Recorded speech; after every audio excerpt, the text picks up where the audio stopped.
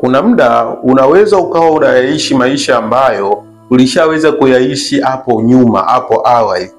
Kwa nini nasema hivi? Watu wengi unakuta tumezaliwa na tumekulia kwenye jamii za kimaskini, tumekulia kwenye familia za kimaskini, ambapo tumekuta kuna kauli nyingi ambazo za kuonyesha hakuna uwezekano, hakuna nuru juu ya mafanikio. Unakuta mtu umezaliwa kwenye jamii na familia na mazingira ambayo ulikuwa unasikia kelele nyingi za kuwa haiwezekani.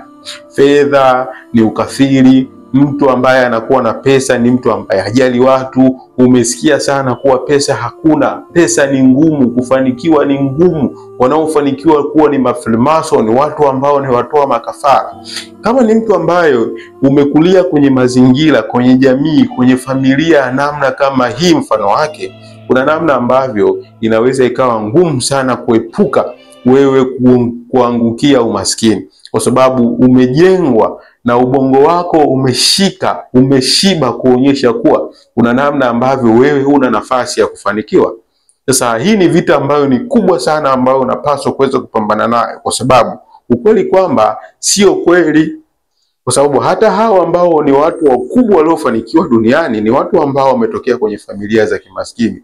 Kwa ni namna tu ambavyo unaweza kuulisha ubongo wako taarifa mpya, vitu vipya ambavyo vinaweza kusaidia wewe kuepukana na umaskini, lakini pia kuweza kuwa tajiri na kuziishi ndoto na malengo yako.